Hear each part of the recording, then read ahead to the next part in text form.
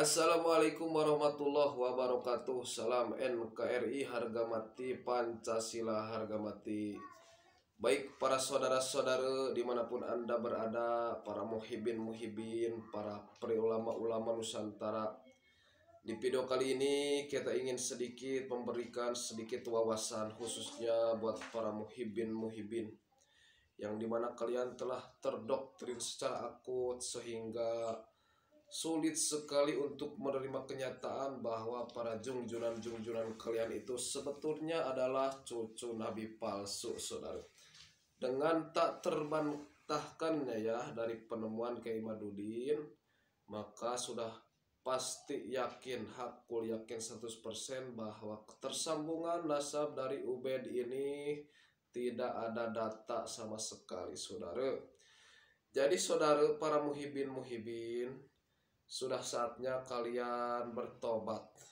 Bertobat, jangan cinta buta.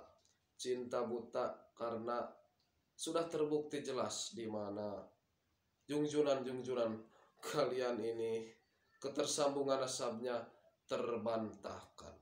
Bagaimana terbantahkan, saudara? Karena tidak ada kitab atau data atau manuskrip yang menunjukkan tentang eksistensinya daripada Ubaid yang telah dinyatakan sebagai junjunan para habaib yang ada di Indonesia ini ya.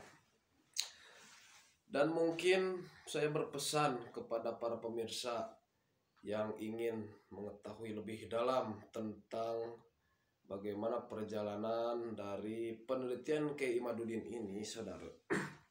Jadi saya melihat di sini ada dua orang ulama ya yang terus membantah atas penelitian Kiai Imaduddin ini, yaitu ada Gus Rumel Abbas. Di mana Gus Rumel ini sudah berkeliling ke berbagai pelosok negara untuk mencari apa yang diinginkan oleh Kiai Imad, yaitu kitab atau data atau manuskrip yang mendekati tentang keberadaannya sosok Ubaid ini ya. Dan Gus Rumel setelah menjelajah ke berbagai negara Timur Tengah untuk memberikan atau menggali informasi tentang kebenaran dari sosok Ubaidillah ini. Dan ada lagi suatu tokoh yang berasal dari Madura, yaitu Lora Ismail ya, dimana beliau juga termasuk orang yang aktif mengkritisi atau menuangkan bantahan terhadap penelitian Kiai Imad ini ya.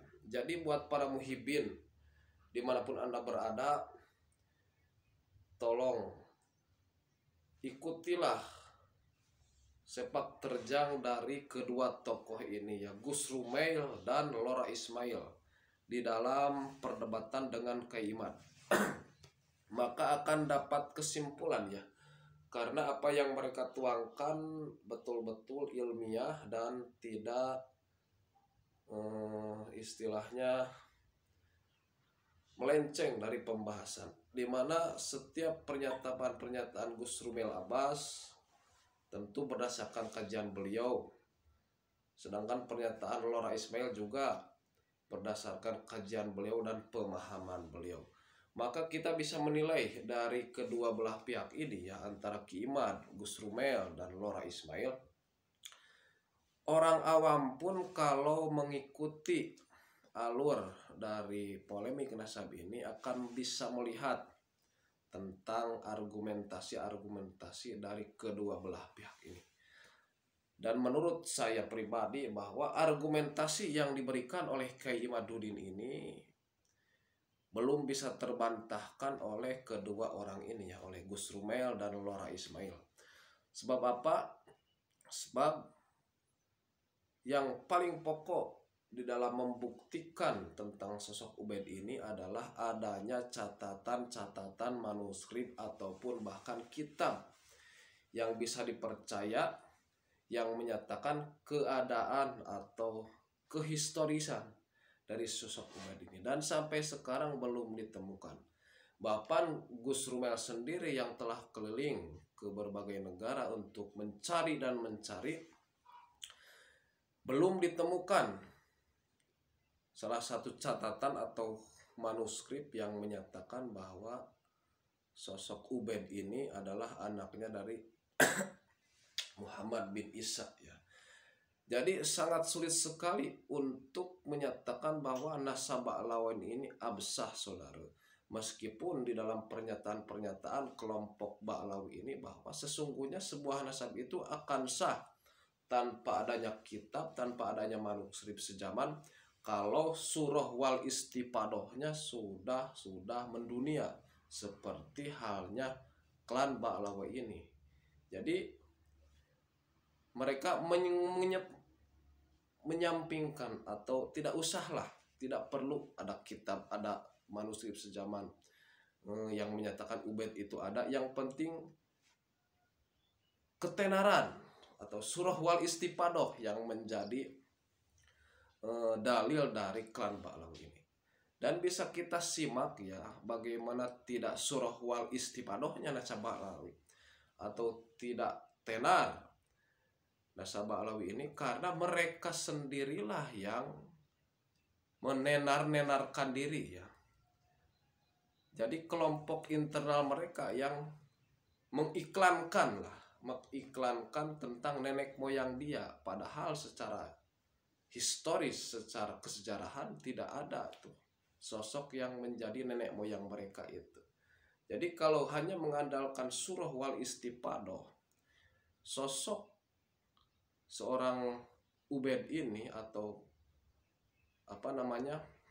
sosok ketersambungan nasab Ba'lawi ini, kita bisa menganalogikan seperti halnya sosok Sang Kuryang ya. Sosok Sang Kuryang di tanah Sunda bagaimana sangat populer, sangat surah wal istipadoh, saudara.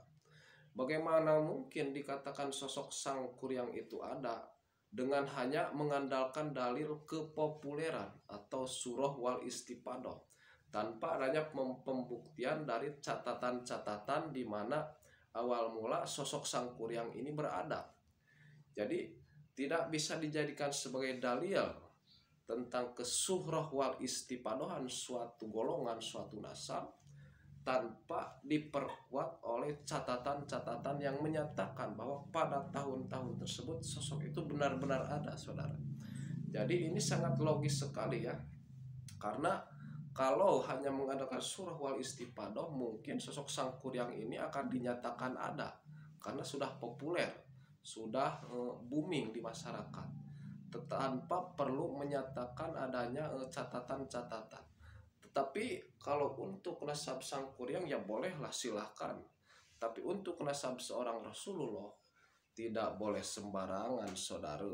Jangan hanya karena tenar lalu menyampingkan catatan-catatan yang seharusnya menjadi bukti bahwa sosok tersebut benar-benar ada. Jadi bisa kita pahami di sini bahwa tesis dari Kiai Muhyiddin ini belum terbantahkan sebelum adanya catatan-catatan atau manuskrip atau kitab yang di abad 3 sampai 6 sampai 8 menyatakan bahwa catatan-catatan itu ada, dan sampai saat ini belum ditemukan karena memang tidak ada, saudara. Sekian, terima kasih.